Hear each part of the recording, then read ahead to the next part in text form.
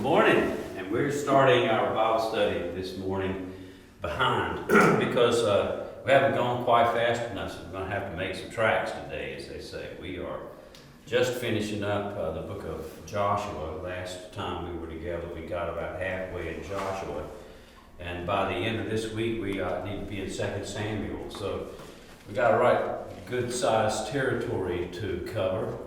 So we'll just pretend like we were Moses and the Israelites, and the cloud just got up, and it's time for us to start marching on. We're headed toward the future here now. So good morning. Good morning. Glad you're here, but we will make up some ground today. The first thing I want to do is to sort of link everything to where we're headed, so we can kind of make sure we've got all of the cars connected and the caboose is there as well. So we'll bring everything together by talking about the last 12 chapters of Joshua in a real general sense. I ended off saying that the 12 tribes were given the responsibility to go into the land of Canaan and to colonize it, and to also continue the process of conquering that land. As they entered into the land, there were enemies that were still there, and God had promised to them that He would subdue all of those enemies and give the territory fully to the tribes. They were to cooperate, it seems. At least they had one another to turn to and to help if there were problems. But what went wrong mostly was they got interested in settling more than in completing the task. They were more interested in their stabilizing of their own home lives and their farming and the things that they wanted to do than they were in subduing the enemies for the cause of God. So this became, as Moses had told them, became thorns in their sides. It became a continuous source of irritation for each one of the tribes. When you get into the book of Judges, you are going to see some of those issues played out in more detail. I think that it's important to set this up this way. As you enter into the book of Judges, one of the main things that you're going to see is these province or areas with their rulers or leaders bringing deliverance after seeking God. And that's the essence of the book of Judges right there. These leaders in these different regions take on a lot more initiative to help to do what has to be done or needed to have been done earlier. All right, I'm going to put it to you bluntly. What happens a lot of times is when somebody doesn't do their job and the job gets kicked down the road a ways, like a can. Somebody else has to come along later and pick a can up. Somebody else has to take up the slack. And so what we've got is in the Bible, a lot of the people that went in under Joshua did not do what they had to do. And so eventually these different leaders in these different provinces began to rise up and to take the responsibility to bring the deliverance. So you get into the book of Judges, and what you find is someone says it's like this continual repeating cycle.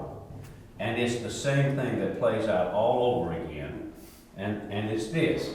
First there's some sin, or we'll just say there's some real disobedience to what God has called them to do. You see this begin in the area where they are abandoning God, turning to idols. They are making treaties with the people and intermarrying and doing things that were just totally forbidden. And you read that these things happen, and then there's this period of defeat where they go down and they have struggled. So it gets hard for them. And after the period of defeat and the struggle, and they enter into it long enough, things begin to change, and they move to the low point, which is, they begin to seek after God. They begin to change. They want to be different. So it moves to a period of what we call supplication, a period of prayer, in other words, where people are crying out to God. And then after they've cried out to God, the Lord brings about victory. And so there's a celebration or salvation.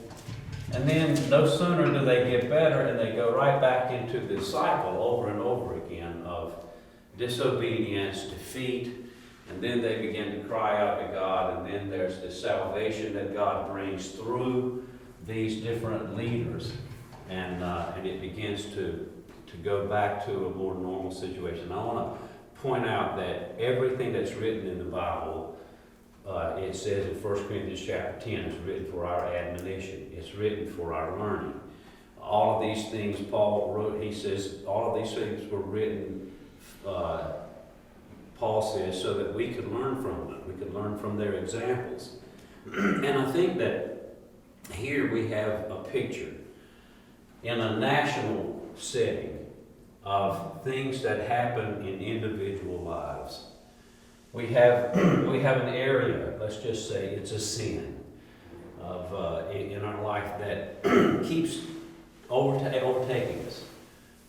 We'll use two sins. One that maybe is a little more palatable and respectable, and one that's a little more visual. We'll take the sin of anger. Okay, rage.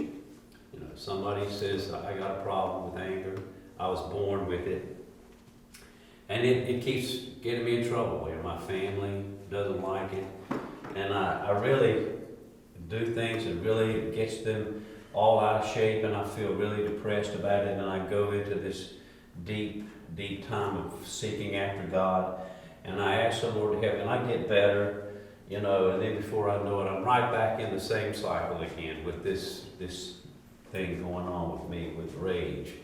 Now, that's people who hear that, and then it's kind of, well, you just got to keep working at it, You just kind of live with it and deal with it. Alcoholism. Somebody who struggles with alcoholism or drug addiction. It's messing up my life. I know I need to do something different. Oh my gosh, it's really got me down. I'm really struggling really bad. I need the help of God. Oh Lord, please help me. Oh, things are so much better. It won't hurt if I just do it one more time. And then they go right back into the same thing. This is exactly what happens. And there is really a principle that Jesus puts forth in the Gospels that deals with this kind of pattern. And these rulers, these judges, in a way, are what we would call a type or a picture of what had to be done for them to get their deliverance. And here's what Jesus said. First, we'll talk about that. He says, if your eye offends you, pull it out. If your hand offends you, cut it off. So Jesus said, you can't mess around with sin. It's severe. It has severe consequences, and you have to deal with it with severity. Now, you say, well, gosh, that sounds so hard. Well, Paul said, put to death the flesh. Put the flesh to death. Mortify it. Kill it. Because if you don't kill it, it's going to come back and get to you. The only way to be holy is to deal with severity with this cycle right here. You're like, let's just say alcoholism is one. I was talking to somebody about this just recently who died from alcoholism. Their parents died from alcohol. And I was thinking, because I was knowing that I was going to be teaching this, I was thinking, that person was told what to do and had been in defeat and had been offered treatment and had cried out to the Lord, and had times of deliverance, but then on a holiday went right back into the same old pattern again. And I was thinking to myself, you have to say never, ever again. If I have to rip my throat out, it's not going to kill. You understand what I mean? You've got to have that kind of severity. Now that's the first part. So hold on to that in your mind, and then begin to think with me about these different leaders who were called the judges in a different light. Because these people, in some ways, are a type or picture of Jesus in bringing us deliverance. So the weakness that these people had show that even in weakness, God can bring about a great victory. So we have in the book of Judges, we have 13 different judges. And these people are called judges, but they are really leaders who help to bring about deliverance from certain kinds of tribal, local, in some cases, oppression. They were the ones that God used to rise up against the tide and to help to defeat the enemies. So y'all are tracking with me so far, I hope. Everything, you know what I'm saying. Any comment, question? We want to talk about those judges now. Everybody's with me. You know, so everything that was written is historically accurate and historically right, but there is also this parallel side to this story that has to do with our own sanctification, our own growth in grace. And there are some times when we might have certain things that we can dilly-dally with, that we can kind of tolerate a little bit in our life. You know, sins that we look at that are not so potentially eruptive and disruptive. But there are other things that mess people up, and you can't mess with that either. You have to get after it. There's a word that's important that covers a broad spectrum of this, and it's called apostasy. It is. And that's turning away from the one true God and His truth, His word. And that's exactly right. The word apostasy, it speaks of a process of time when the disobedience just continues and continues, and people eventually they abandon the faith. They just surrender. They jump into the abyss. Like Alice in the Wonderland, they jump down the rabbit hole. They don't know where it's going, but they leave. So we're going to start with the book of Judges by talking about some of the people who were in there. So if you've got your Bible, look at the first chapter, and you'll notice a little bit of overlap in the first couple of chapters between Joshua and Judges, and that's a good thing because it does link the two in time periods. I want to explain that the period, I need my glasses on, the period of time that it took for the children of Israel to get across and get into the land and to establish the whole pattern that I'm talking about that is here in the book of Judges. It really is about, I'm going to say, hold on, read this. Probably the 40 years in the wilderness. Then there was the period of 3-4 years it took place to get them into the land and establish themselves. So we're talking about a relatively brief period of time through the book of Joshua that takes us to the end of Joshua's life. So it's probably 50, 60 years. I'm doing some arithmetic in my head.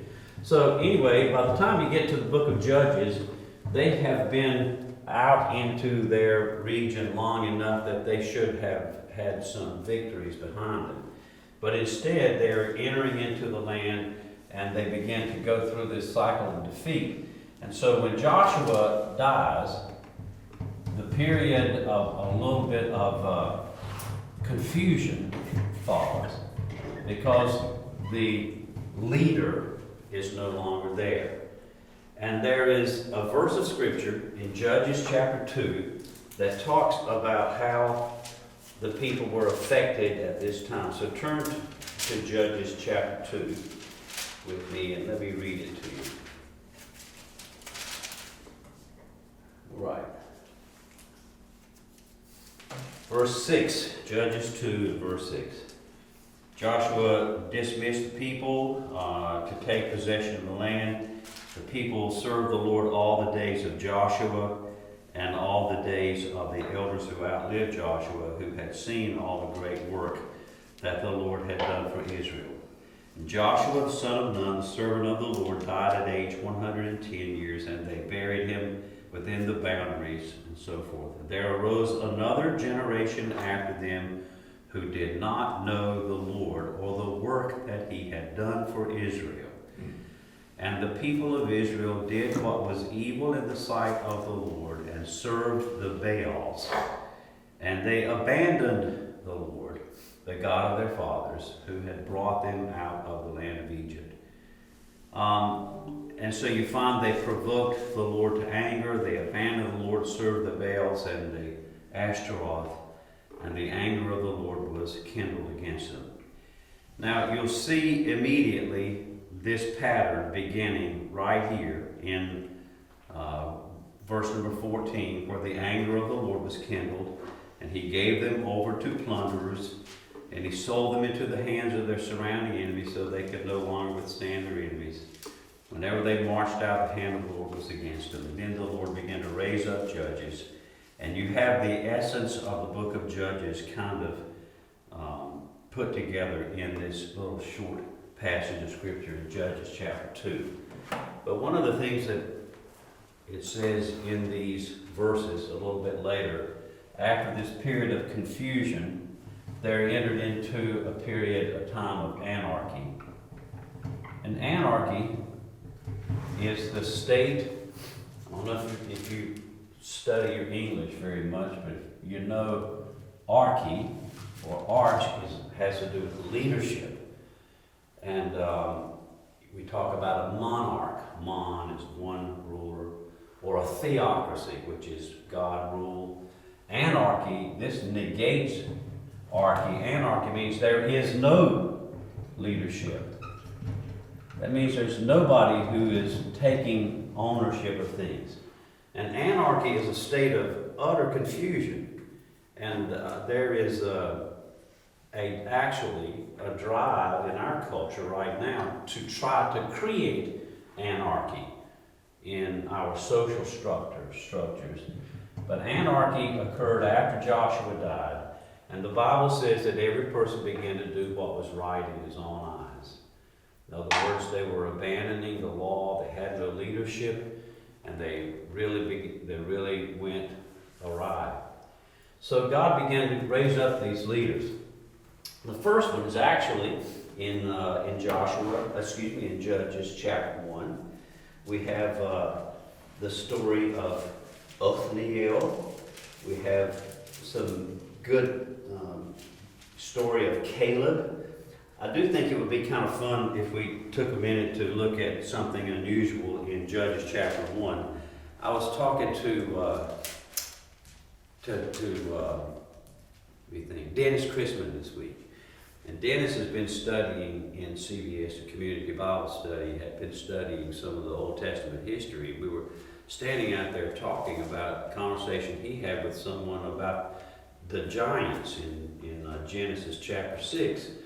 And he started explaining that the giants were in the land, and he had been reading the Bible, and he said, yeah, there were some of them that had 6 fingers, and these weird people. And I said, yeah, these were the ones who settled around Gath and who were among the Philistines that Goliath came from.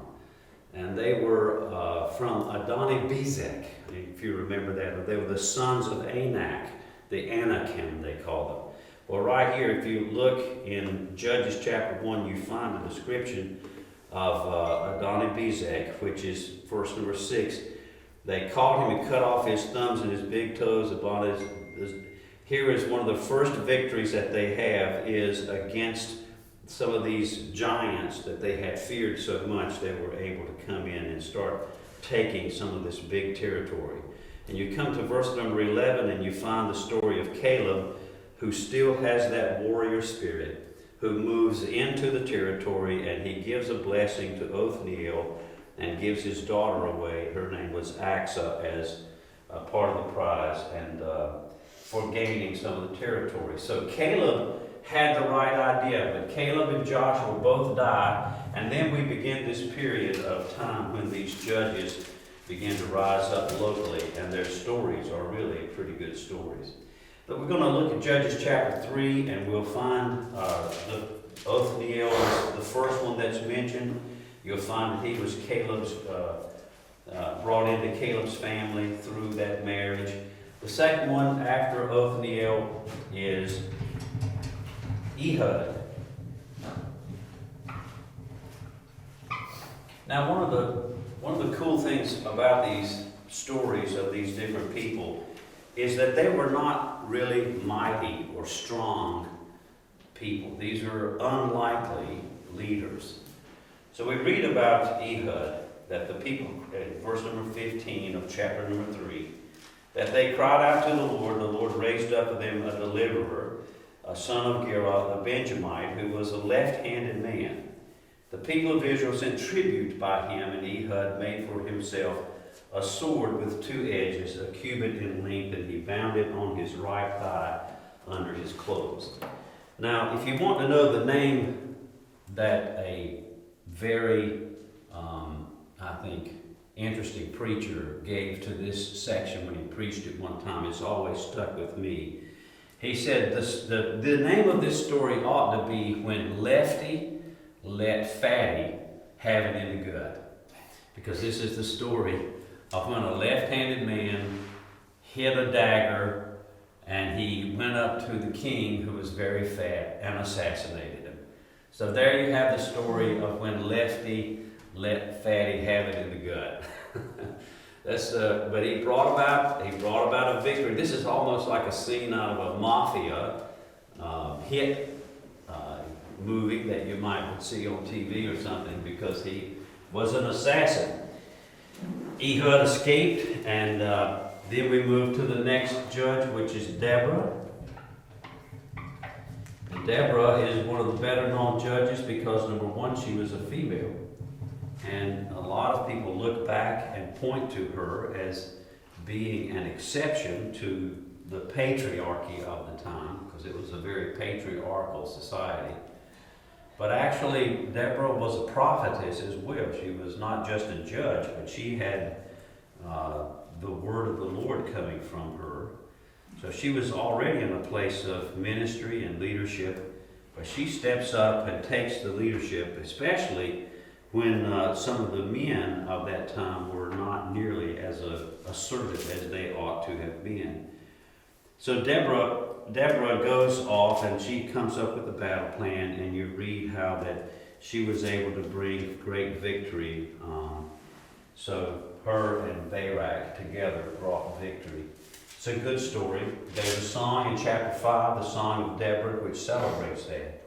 And then we move to a group of people who begin to oppress the Israelites called the Midianites.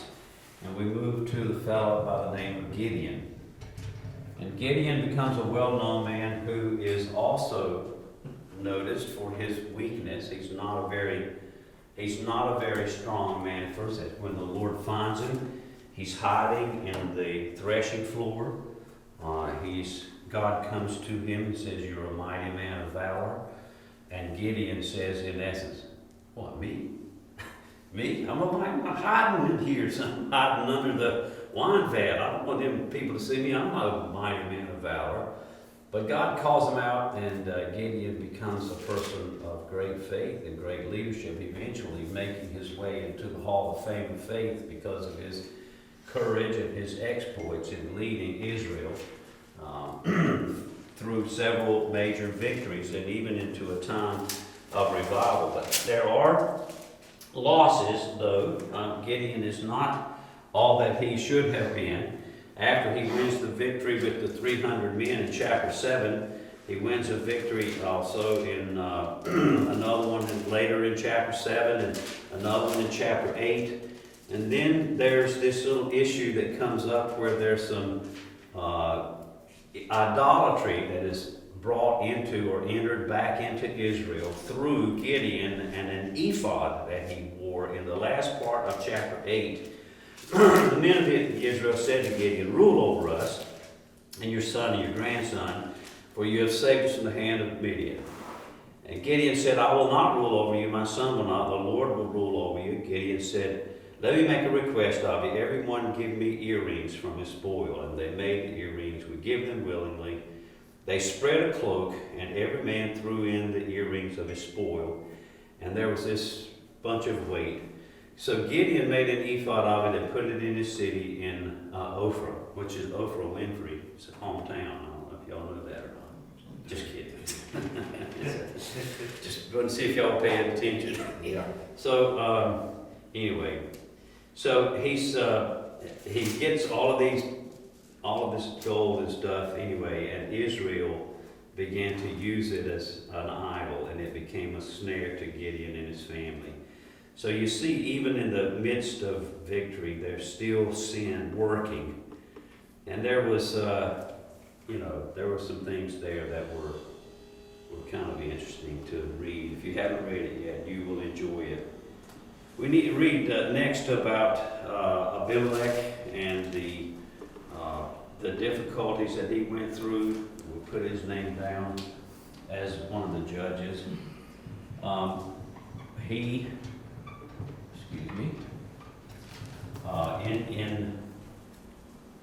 In a way was a rejected person who did not have the support of other people, but he had God to come to him and give him the strength and the ability to serve, and God used him. But he still had something bad to happen. In verse number 22, Abimelech ruled over Israel 3 years, and God sent an evil spirit between Abimelech and the leaders of Shechem. The leaders of Shechem dealt treacherously with Abimelech so that the violence done to the 70 sons of Jerubbaal might come and their blood be laid on Abimelech, their brother. So there's infighting and there's difficulties going on in between the two different tribes because of getting revenge and so forth. We have Tola and Jair, which is Jair. Two more judges that come along with and face the same kind of oppression that the others are dealing with. But God gives them victory. And then in chapter 11, we move to Jephthah. And Jephthah is one of the better known judges because of what? Does anybody remember what Jephthah was known for? He was a mighty warrior. He was a mighty warrior. He had a lot of things that were going well with him, but he's probably known for his vow that he took. His daughter died. His daughter died. So that always brings up a very, good question. Did he kill his daughter? Because what he did was he needed a victory from God really bad. And so he made a rash vow, which was, okay, God, if you'll just give me victory, I'll give you whatever comes out of my house, I'll sacrifice it to you. Well, his daughter came out of the house after the victory. So people wonder whether or not he actually had her killed. There's a good ethics question here about it, whether, he should have renounced his vow, or if she was given over to not be given to marriage, she was given over to God. We don't really know.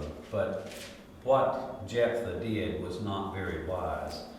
To make such a vow that you're going to do whatever, and you don't know what that might be, is a pretty rash thing. But God takes vows very seriously. And to Jephthah's credit, he took his vow very seriously, and he did not back out of it. I would like to hope that he didn't kill his daughter,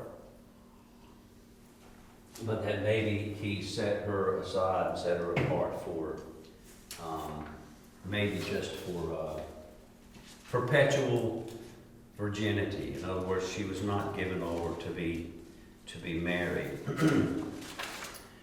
And that could very well be what happened. I don't know. But we leave Jephthah, and we come to some other judges that are a little less known. And Ibzan, Elon, and Abdon are found in the last part of chapter 12. And so I'm not going to put their names there, but I am going to move to the next one, which is Samson. And Samson, to me, is one of the most troubling figures in the story of the Bible, because I don't know if he had been a member of our church, if I would have liked it or not. Do you know what I mean? He's the kind of fellow that I don't know whether I'd have wanted him to have been a member of our church or not. He was so vain and impulsive and on the edge and disobedient. And yet God puts him in Hebrews 11 among the great people of faith, which is an enigma to me, because Samson was a man who was, I'm going to use a big word, profligate. He was wicked in some ways. He was a ladies' man, and driven by the flesh, and he broke so many of his vows that, I don't know, he probably should have been under church discipline. Okay, so there he is. That's my spiel. But let's talk about it. So Samson, first of all, is known because of his Nazirite status. Now, you all just finished reading the book of Numbers, and you will recall that the Nazirite vow was spelled out in Numbers chapter 6, I think. And so, what were the things that a person did and did not do when they made or took a Nazirite vow? What was Samson as a Nazirite? What could he do? What could he not do? He could not drink wine. So, No alcohol. no alcohol. His hair could not be cut. No razor or short hair. What else?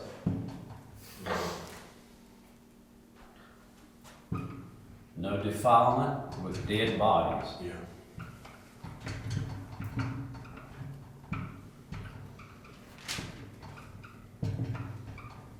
What other things do you remember from Numbers chapter 6? Let's go back. Just open your Bibles. I think I'm right. Numbers 6 in the last half of that chapter, I think is where it is. There are 2 or 3 other things. The reason why I want you to see it is because I want you to see Samson in a different light. So we'll go back to Numbers chapter 6 and look at it.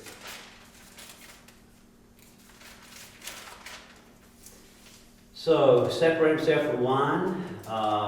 All the vows of his separation, no razor touch his head. He shall not go near a dead body. He has to make sacrifices, certain sacrifices. Okay, this is the law. In the time of his separation, he shall be brought to the tent of meeting. This is after he's getting out. Take the hair, put it on everything. After that, a Nazirite may drink wine. So that's it. This is pretty much it. But he had to go through rituals and cleansings to be delivered from his vow. But if you just take these things right here, you look at the story of Samson, and you find pretty early that he's killed an animal. Does anybody know what animal it was that he killed? A lion. It was a lion. And what did he do? You remember he went back later after he killed the lion. The carcass was still there, and Samson Had honeycomb in it. had honeycomb in it. And so he reached in and got the honey from the dead carcass. So, he starts off with something here. He later goes into this, gives this riddle to the Philistines. And so he is really, I would say, a little bit of a teaser or a prankster or a mischievous kind of a fellow. And he taunts the Philistines, and he creates for himself a much more antagonistic kind of relationship. Of course, later on he's going to sit in the lap of Delilah, and he's going to violate that one. But Samson is definitely a person of real interest to me because he's not a really good man at all. What other things do you all think about when you think of Samson's life? Things good or bad? When reading that story, it just came to mind that, Delilah wanted to know where his strength came from. And they went through, 2 or 3 processes of tying him up, and he got up and whatever. Anybody with any sense would know that she was trying to kill him or get rid of him or do something when he went through all those 3 processes. And then in the end, he couldn't get up and do anything. That is so true. You would have thought the man would have figured out that this was not a good thing to be dilly-dallying around with. Love is blind. Well, I love his blind, and it's just so good. Perfect with this story of Samson. Yeah. Well, he was definitely a strange but very powerful man. I think that often we envision him as being looking like the Incredible Hulk or somebody really hefty, but he was not that at all. He was very average and ordinary, and the thing was, his strength was not because of his physique. It was not that. The strength was something spiritually given to him by God as a gift. So no one could figure out how he could be so strong, but it was really from the Spirit of the Lord taking his muscles and making them have more ability. He was quite a warrior, but he did definitely have a weakness, and that weakness was his women. So someone else who's a preacher says in the story of Samson, you can first find that sin binds, or blinds, there you go. Then sin binds. In other words, first we don't see, and then we are bound up. And you remember in the end, Samson was at the wheel, tied up, and bound by his own sin. So sin binds and sin blinds. And I think the story of Samson ends with a very tragic ending. And I just want to talk about this as a brother in the Lord, and not as a student or a scholar or anything. It's just conversation about the guy. I've always thought it was a little troubling that Samson's prayer at the end of his life was answered, but it was a prayer that was a little bit puny. Perhaps God might have done more for him if he had asked for it. Samson's prayer was, strengthen me this once that I might take revenge upon my enemies. Who's to say that God might not have answered Samson's prayer to strengthen me this once and give me the grace to go forward? Maybe God would have heard that prayer, and Samson's life could have been redeemed by it being different. I really wonder if the goodness of God might not have been there to help Samson to be beyond what he was. You remember the story of David when David committed adultery with Bathsheba. The prophet Nathan came to David, and this is what he said to him. He said, I took you from the sheep pastures, I made you a king, I've given you everything that your heart desires. And then he said, as Nathan is confronting David for his sin with Bathsheba, and if you had wanted anything else, I would have given it to you. In other words, this is God. You just had to ask me. But you did something, you took something that wasn't yours because you wanted it. But if you had just asked me, I would have given it to you. This is God speaking. And I think about Samson. And he said, strengthen me just this minute. And I think, Samson might have said, Lord, let me get revenge on my enemies and give me the grace to have a different life. I wish he had prayed that prayer. Just read it. I'll say just a little something. Please.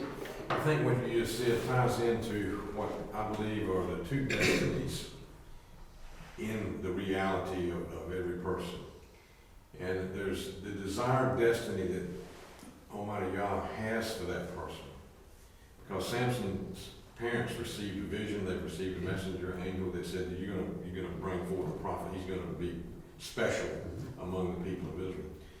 And so he had God destiny Yes. that would have been much more than the reality destiny of him making foolish decisions. Yes. And so that's the two destinies, and it's that way with all of us. We have free will to choose, Right. right up to the very last breath that we take, as long as we have mental cognizance. Mm-hmm. And so that I think ties into what you just said. Mine too.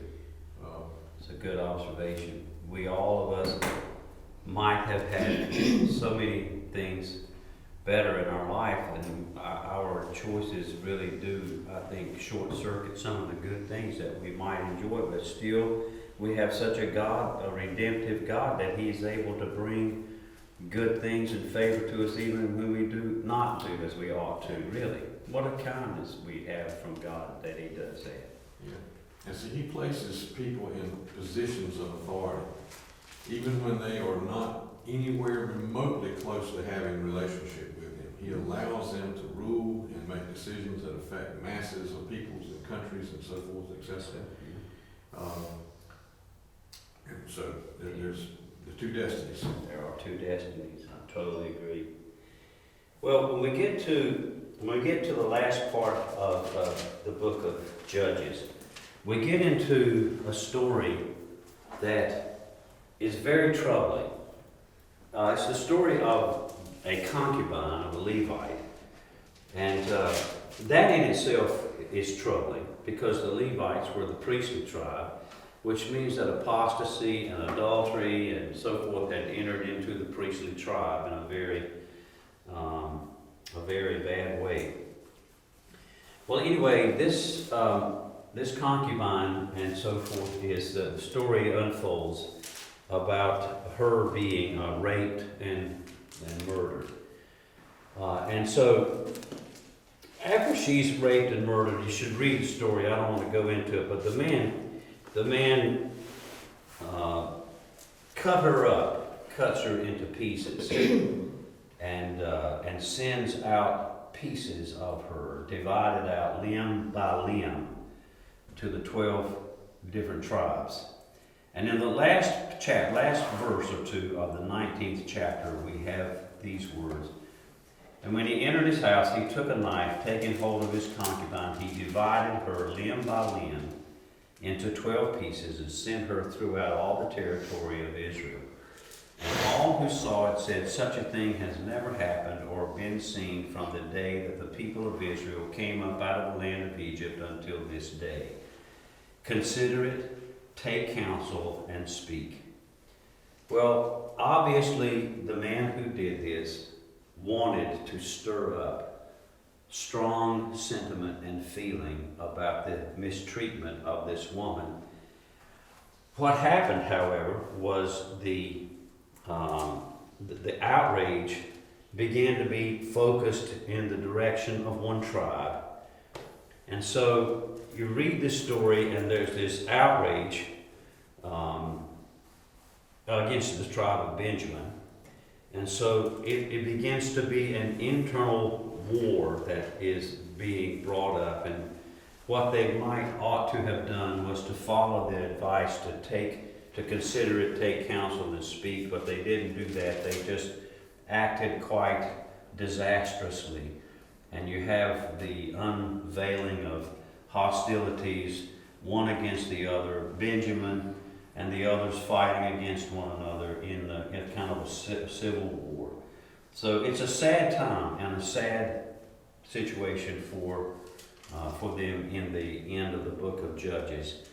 So I want to end the book of Judges by going to the last verse of the book, and here you find the anarchy that we talked about. In those days there was no king in Israel, Everyone did what was right in his own eyes. And I want to just tie that last verse with my earlier comments. When Israel went into the land of Canaan, their central leadership under Joshua was what helped to keep them pure. Joshua had a great influence, Caleb and the others. But when that generation died off, there was no leadership. And the lack of leadership led to anarchy, which led to division, which led to chaos, which led to apostasy, which led to defeat, and on it goes. Now, just for a minute, I want to try to tie some of that to current events just a bit.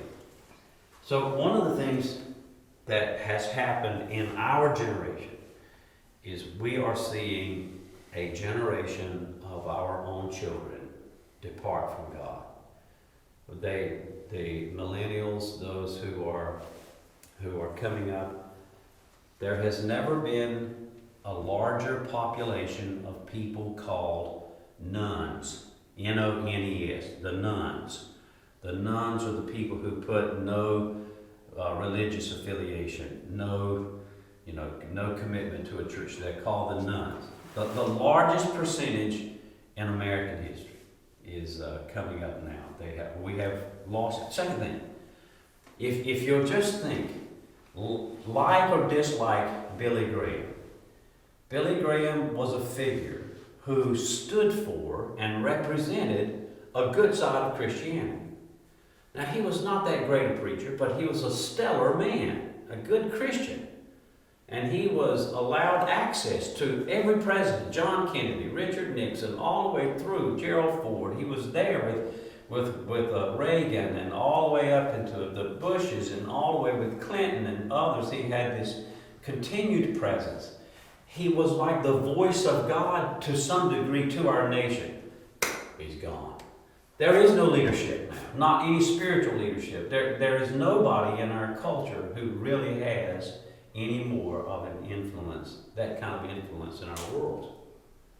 The voice has been taken away. The generation has been born that is away from God, and the old people are dying out. The people, I want to tell you, when I had a ministerial committee meeting with the Presbytery, which gives me an inside seat. And in the EPC, we have learned that there are more than 60% of EPC pastors will not be in ministry in 5 years. 60%. Because of retiring, just aging out.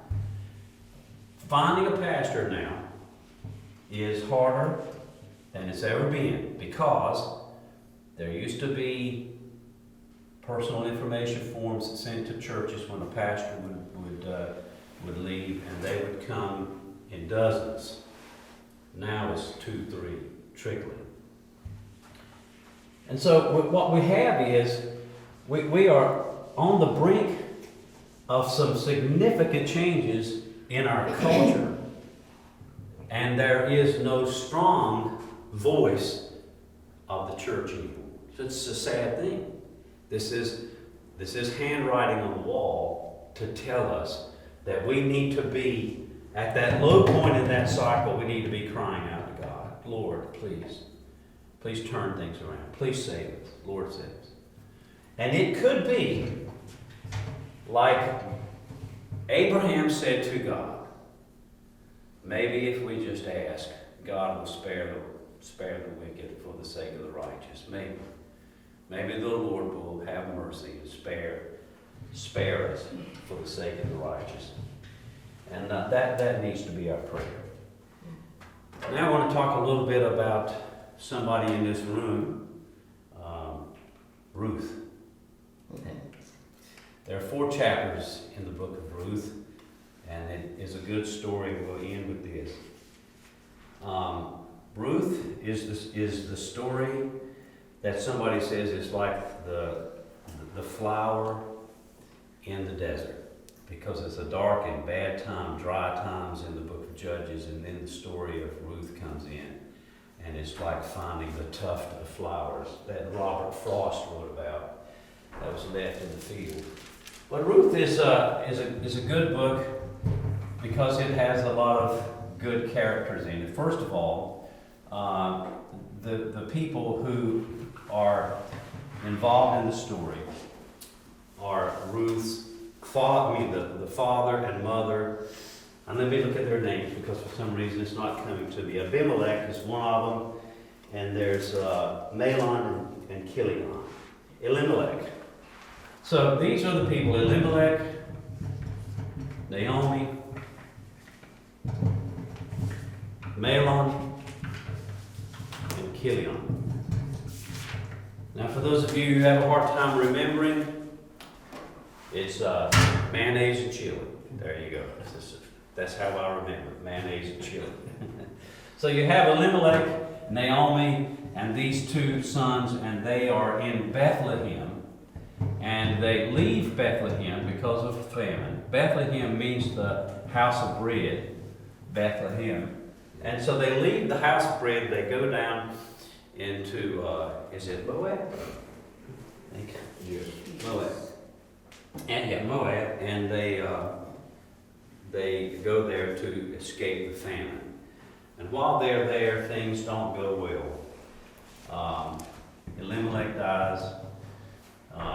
Ruth and Naomi get married. Ruth gets married along with Orpah.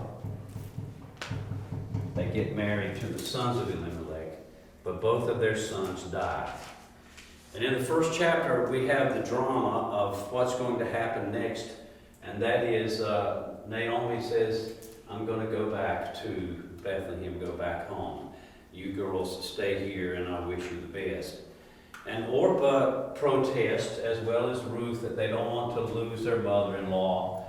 Orpah kisses, but Ruth commits. That's kind of the way I remember how Orpah made a big display, but she stayed. And Ruth said, no, where you go, I'll go.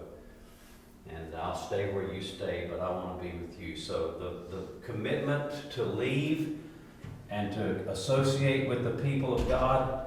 So Ruth and Naomi move back into their homeland, and they come back as poor widows.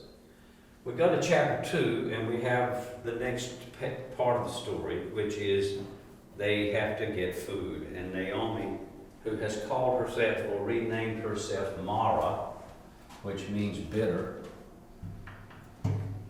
she says we got to have something to eat. So we have this other person who has this field as a relative, and his name is Boaz. And Boaz, Ruth goes to Boaz's field, and she does something that we call gleaning. Most everybody knows what that is, but let's be sure. What is the law of gleaning? What was it about? Leave so much food. Leave so much food in the corners of the field. And the edges. And that was to save the embarrassment of poverty. It was also to make an opportunity for poor people to get something by working for it, because they had to go get it. So it was a just and right way God had to care for the poor. So Boaz was fairly wealthy, and Ruth goes to the field of Boaz, and immediately there's this wonderful experience that God brings about where Boaz notices Ruth and sees that she's diligent and hardworking, and then learns and discovers that she is actually in the family of Naomi. So this is a really wonderful part of the story, because you can see something very good happening, and you're wishing for, as a reader, that things might continue to go well. Well, the next thing that happens is Ruth tells Naomi about the circumstances, and Naomi goes, wow, wait a minute, this is good, because he's one of our kinsmen. He could redeem you. He's eligible to actually bring you under his covering and to raise up children to our family. So here enters something that we call the law of the kinsman redeemer, which is not really known that well, but it's a very important principle because it has a lot to do with God's just ways of doing what is right to bring his people under his care. The kinsman had to be first related, a part of the family. Boaz was connected to the family of Elimelech. Elimelech had died, and there was the loss of his properties, the loss of his progenitor, which would be his children and offspring and so forth. All of that is gone. But because he is kin, Naomi says, we could do something about this because he has an obligation and a right to at least consider bringing you into your family under his care. So Naomi has him to do something that is really weird. Do you all know what it was? What did Naomi ask Ruth to do? To go and sleep at the foot of his bed. That's right. On the threshing floor. So she sent him in to the guy's bedroom. And she goes into his tent. She folds back a corner of the cupboard, and there she gets into the bed at his feet. Now, I'm telling you, that's a rule that I'm glad we don't have nowadays, aren't you all? If that happened in my house, I don't know about y'all, but it would scare me to death. And Joy would kill the girl in me too, I'm sure. But it was a culture. It was communicating something by symbol. What was it communicating by symbol? A relationship, wasn't it? A relationship, that's good. What else?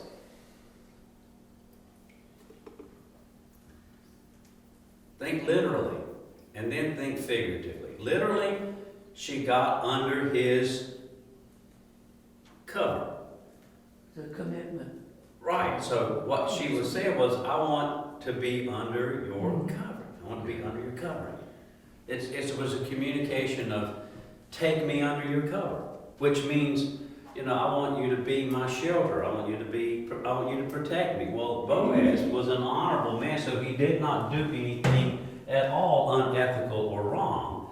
But it awakened him to his responsibility, and he knew Ruth had an interest in him. And so what he did was, Boaz went to the gates of the city, and he explains to the judges there that he has this property that he can get or whatever. And there's this other kin who is in between Boaz, and he says, look, I think I would like that property. And then Boaz says, but wait a minute, if you take the property or whatever, you're going to have to take the girl, Ruth, because this goes as a deal altogether. So this guy backs out, which makes it clear for Boaz and Ruth to get together. And so they wind up in this beautiful relationship, and they become a part of the lineage of King David's kingly line. And Ruth becomes eventually one of those that's mentioned in the genealogy of Jesus Christ. So isn't that awesome? It really is, and it's the symbolism in this is huge, because here we see an individual that is not an Israelite, that has been brought in to the fold, so to speak, of the society, the culture, the belief system, and she embraces it. She wants it, Right. and she wants to be redeemed. Yes. And so applies to us as lost sinners that need to be redeemed, and we need a redeemer Yes. to cover us Amen. and to provide for us, to protect us, to bring us into the marriage relationship that we have with our Savior Jesus. So there's a tremendous symbolism in this. So she became an Israelite, Mhm. and that applies to us in symbolism. Yeah. And so it's one of the most beautiful stories in all of the scriptures. It really is. It's just for pure simplicity and just the beauty of the story itself and how it all came about and the results that it had. And even to the day that we have a Ruth and a Naomi that we love in our church, don't we? And she's Naomi Ruth. No, her name is Ruth Naomi, and I grew Yes. up with Ruth. How about that? So, And my mother's preacher, she said, suggested the name to my grandparents I love to it. call her Ruth. Well, it is appropriate and wonderful. I Yeah. think. And just a little snippet fact, Ruth's great-grandson was King David. That's right. It was his great-grand King David. So Three the generations The back. messianic line Yeah. is actually running right through this beautiful story, which is probably one reason why it's in the Bible. It's a beautiful story about the kinsman redeemer. All right, well, we're going to close. As we close, I want to mention to you that as you get into 1 Samuel, the things that you're going to come into with Samuel is the priest Eli and how he is such a picture of the lazy, gluttonous, passive priesthood at that time. And Samuel, who is the generation that God is raising up to pierce that kind of ugliness in the spiritual realm. Samuel is going to be raised up as the last judge and the first prophet. Samuel is going to be the one to anoint the first two kings of Israel, Saul and David. So we're about to move into the period of time that's called the monarchy, which is the time of the kings.